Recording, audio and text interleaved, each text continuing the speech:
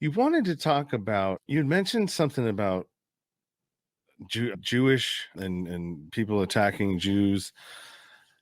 I'm not so familiar with that. I mean, I know that there are different sects. I don't even know if that's you would call them sects of Jewish people. Like there's the Torah Jews, right? There's the Abrahamic.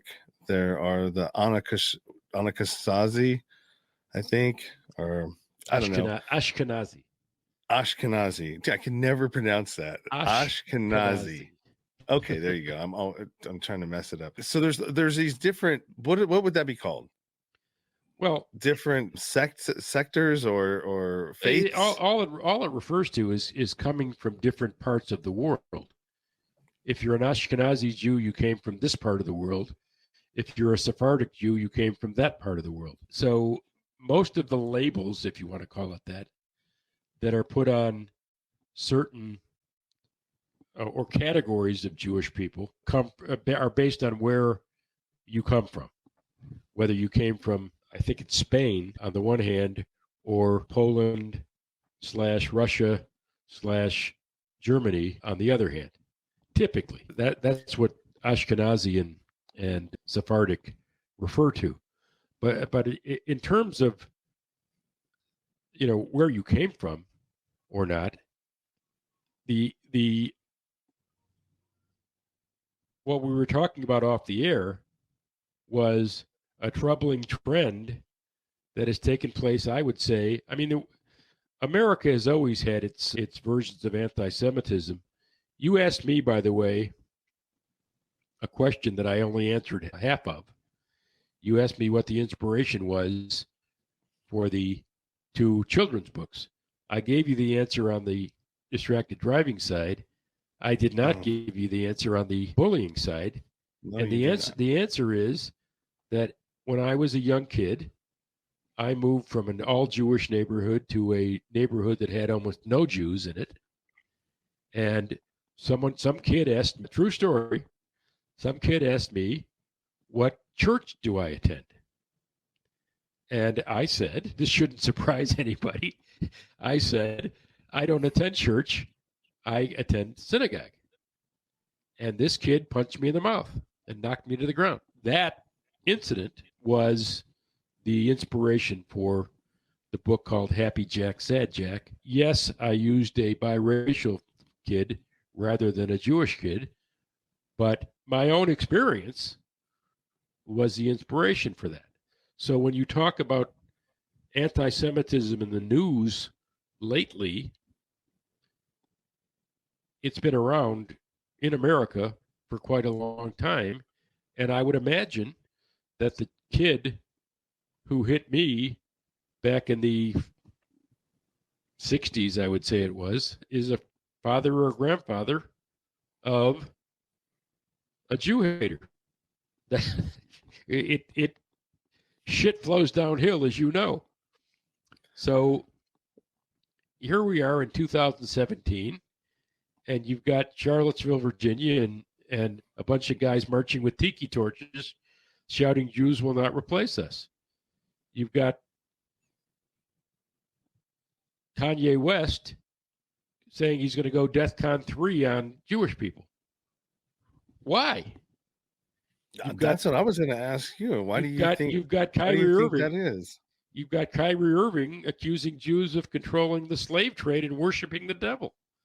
You've got Trump posting on social media that Jews have to get their act together and show more appreciation for Israel before it's too late, like he knows Israel better. There are reports that some of the mass shootings, like the one in Buffalo or El Paso or Pittsburgh, were motivated by these kinds of ideas. And I want to throw out this notion.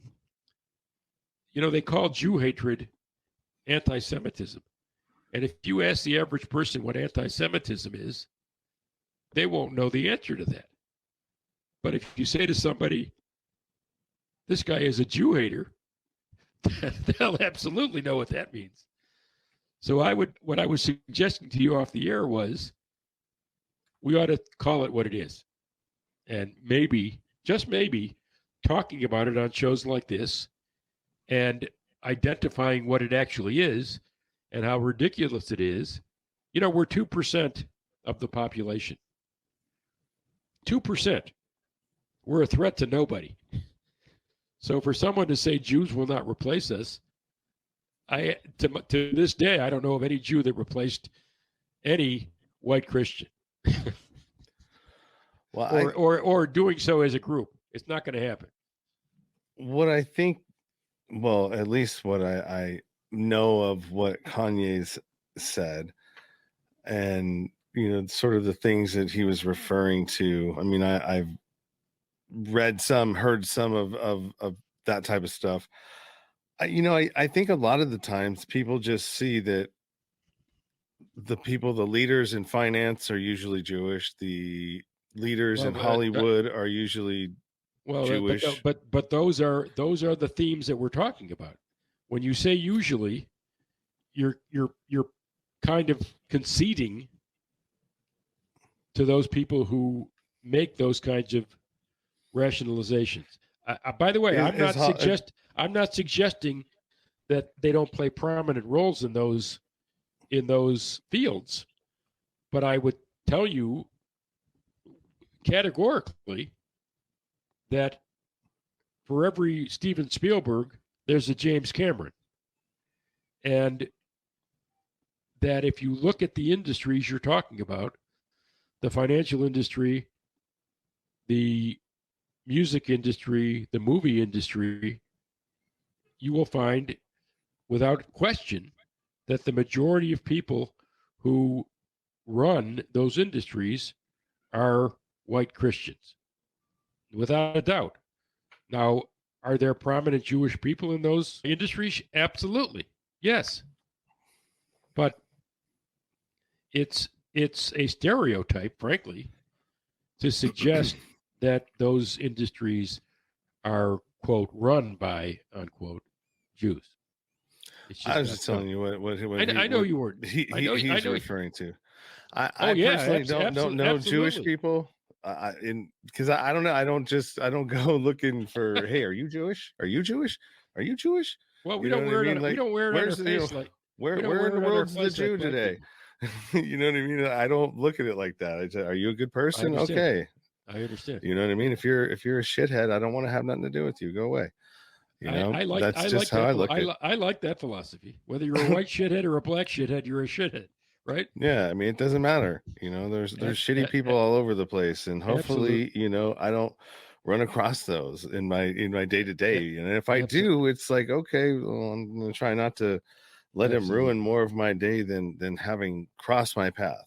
Because any more space than that, then I got problems. You know what I mean? Letting people rent space in my head for free. I would just, I like to quote Rodney King all those years ago. Can we always get along? I use it all the time. Can't we all get along? It's the greatest quote of the 20th century. I really believe that. I just think that Americans should celebrate our differences rather than fight over.